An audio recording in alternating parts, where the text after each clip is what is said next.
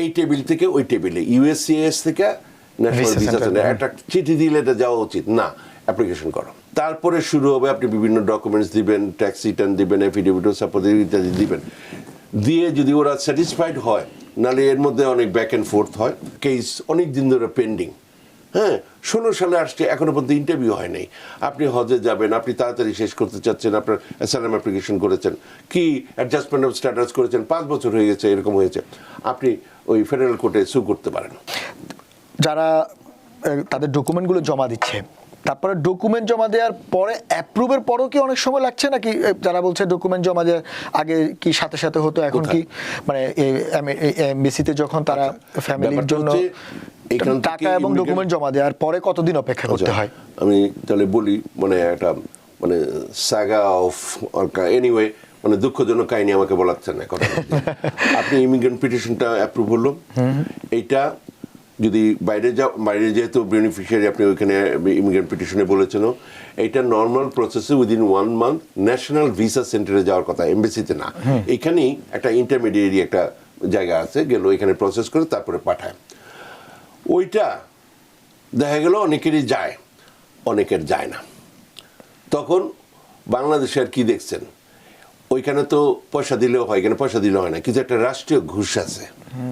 তখন আবার I-824, হ্যাঁ, একটা অ্যাপ্লিকেশন আছে, ওটার জন্য সরকারি ভালো ফি আছে, প্রায় 500-600 টাকা নাকি আরো কত বেশি হয়ে গেছে। ওইটা একটা ফাইল করতে হয়, এই টেবিল থেকে ওই টেবিলে ইউএসসিএস থেকে ন্যাশনাল ভিসা সেন্টার একটা চিঠি দিলে এটা যাওয়া উচিত না, অ্যাপ্লিকেশন করো। I-824 ওইটা দিয়ে ওইখানে গেল, তারপর ওইখানে যদি যায়, তারপর ওইখান থেকে চিঠি আসলো, আপনি দেখলেন যে ওটা কারেন্ট হইলে, মানে বা যদি ইমিডিয়েট গ্রুপ হয়, আপনি টাকা পয়সা দিবেন 325 টাকা, 120 টাকা। ওটা এনি টাইম যদি আবার বেড়ে যায় আমি অবাক হব না। ওটা দেওয়ার পরে 2-3 দিন পরে ওইটা পেইড কথাটা লেখে, মানে প্রথমে থাকি ইন প্রসেসিং গেল।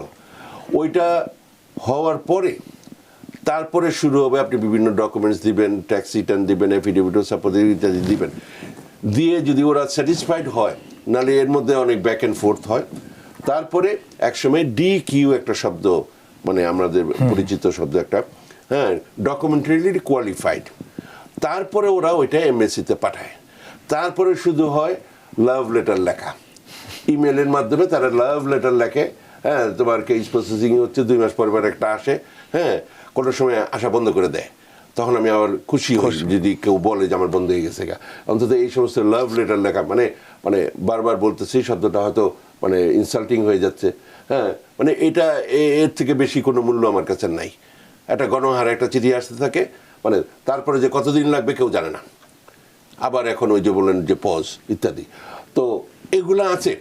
কিন্তু কথাটা হচ্ছে, আপনি এই জন্য কী করবেন, বসে থাকবেন? আপনি আগে ইউএসসিএস এর ওই প্রসেসটা বন্ধ না, তারপরে এই যে DQ বন্ধ গেলে তো বন্ধ না, আপনি এগুলো করে যান, করতে করতে তারপরে কে কোথায় থাকে, কোথায় কি হয়, এটা তো আপনি জানেন। কিন্তু এই যে পেইড থেকে সবচেয়ে বড় জিনিস, অন্তত 8-2 বছর পরে ট্রামসার তো আর থাকতেছেন না, সেটা তো ভিন্ন বিষয়। সেটা না, আমি জাস্ট বলতেছি যে everything is limit in the world anyway. তো পেইড থেকে DQ হতে কতদিন সময় লাগে? আমি এগুলো বলি না। আচ্ছা, মানে মানে এটা কি লম্বা সময় লাগে, মানে এক্সপ্রেশন না বললেও? আমি জাস্ট এগুলো বলবো না, কারণ এগুলাতে কারো মানে ধরেন 1 দিন লাগলো, কারো 2 দিন লাগলো, তখন বলে যে গুগল কিছুই জানে না, ফেকুছে 1 দিন লাগে, 2 দিন লাগতেছে। এটা এক একজনের সিচুয়েশনের উপর ডিপেন্ড। এই প্রশ্নটা আমিও জানি যে এটা আসলে বলা উচিত না, কিন্তু আমাদের বেশিরভাগ দর্শকের এই প্রশ্ন যে কতদিন লাগবে, কতদিন লাগবে, সেই জায়গায় বেশিরভাগ মানুষ আপনারা এই প্রশ্ন করবেন না। আপনি প্রশ্ন করবেন আমার যে পাঠানোর কথা, ওইটা আমি কালকের মধ্যে পাঠাচ্ছি, মানে আপনার কাজটা আপনি করছেন কিনা সেটাই ইম্পর্টেন্ট। এটা আপনার কন্ট্রোলে আছে, আপনার বা আপনার উকিলের কন্ট্রোলে আছে, বা যেই মুরব্বী মানুষ আপনাকে হেল্প করতেছে তার কন্ট্রোল আছে, ওইটা করেন। করার পরে 8-10 জনের যা হবে আপনার তাই হবে। ওইটা নিয়ে আপনি কি করতে করতে, ওই যে বললাম ভাই বোনের জন্য আল্লাহ 12 বছর নাকি লাগে, 16 বছর লাগে, করতে করতে 6 বছর চলে গেছে। আপনার সিটিজেনশিপ হবে পরের দিন ইমিগ্রেন্ট পিটিশন I-130 ইমিগ্রেন্ট পিটিশনটা ফাইল করে দিবেন, যাই পয়সা লাগো, পরে আসুক বা না আসুক। দেখবেন অনেক আমার আর 300 দিন লাগবে না, তারা অনেক বড় জব করে, তারা অনেক বড় ব্যবসায়ী, এবং পরে গিয়ে দেখা যায় ঠিকই আসতে চাচ্ছে, তখন কি করবেন? এতদিনও তো 10 বছর চলে গেছে না, আপনি অ্যাপ্লাই করে দেন, সোজা কথা। আচ্ছা, বলেন এই জায়গাটা আমরা যেমন একটু আগে আপনি ওই বিতরণ নিয়ে আমরা ছিলাম আসলে, যদি প্রশ্নের কারণে এখানে সেখানে আপনি বলছেন যে আবেদনে 30 দিনের পর্যন্ত আমরা পৌঁছালাম, তারপরের মধ্যে আপনি পৌঁছালেন আপিল, ধরেন আপিলও হলো না, তারপরে কি হবে? আচ্ছা। এবং আপিলের মধ্যে আপনারা খেয়াল রাখবেন, প্রথমে আপনি আপিলটা করলেন যে ওইখানে একটা প্রশ্ন থাকে, আপনি কি আলাদাভাবে ব্রিফ লিখবেন? যদি বলা থাকে এবং যদি ব্রিফ না লেখেন তাহলে অটোমেটিক এটা ক্যান্সেল হয়ে গেল গা। আরও অধিকতর মানে স্ট্রিনজেন্ট নিয়মকানুন আসতেছে, যেহেতু আসে না, আমি বর্তমানে যা সিচুয়েশন সেটাই বলতেছি। হ্যাঁ, তো ফলে এটা মনে রাখতে হবে যে মাঝখানে ওই যে ট্রান্সক্রিপ্টটা আপনি কি প্রশ্ন করেছিল, কি উত্তর দিয়েছেন, এগুলো সব কিছু আসে। আসার পরে ওর ভিত্তিতে আপনি ওই ব্রিফটা লিখবেন মানে আপনার উকিল লিখবে, বাট দায়িত্বের কেসটা কিন্তু আপনার, উকিলের না। আপনি খেয়াল রাখবেন, এগুলো কথা। তারপরে ধরেন ওইটাও ডিনাইড হয়ে গেল গা, ওইখানে কি শেষ না, পথের বাঁক আছে, সেটাই পথের শেষ না, জীবনের পথ অনেক দূর। হ্যাঁ, ওই যে বলেন আমি অনেকদিন থাকতে চাই, কিছুদিন থাকতে চাই, আরো এই সেই থাকা। আপনি ওইটা যখন BIA, board of immigration appeals, ওটা হচ্ছে হাইয়েস্ট অ্যাডমিনিস্ট্রেটিভ অ্যাপিল, ওইটা শেষ হওয়ার 30 দিনের মধ্যে আপনি 11টা সার্কিট কোর্ট আছে, অ্যাপিলস কোর্ট আছে। হ্যাঁ, 11টা এরকম আছে, আপনার যেই যেই জায়গায় হিয়ারিংটা হচ্ছে ওর ভিত্তিতে জুরিসডিকশন, আপনি ওইখানে পিটিশন করতে পারেন। ওইখানেও আগে অনেক দিন থাকতো, এখন ওগুলোও কমে গেছে, কিন্তু আছে তো ব্যবস্থা। আপনি ওইখানে ফেডারেল আপিল করলেন, আপনাকে প্রথম ধাপ যে ফেডারেল আপিলের কি জানি বলে ফেডারেল কোর্ট, ডিস্ট্রিক্ট কোর্ট, ওইখানেও যেতে হবে না, তারও উপরে যাবেন, next to US Supreme Court, ওখানে যাবেন। ওইখানে যদি প্রথমে না হয় তারপরে রিহিয়ারিং এর জন্য আবার করতে পারেন।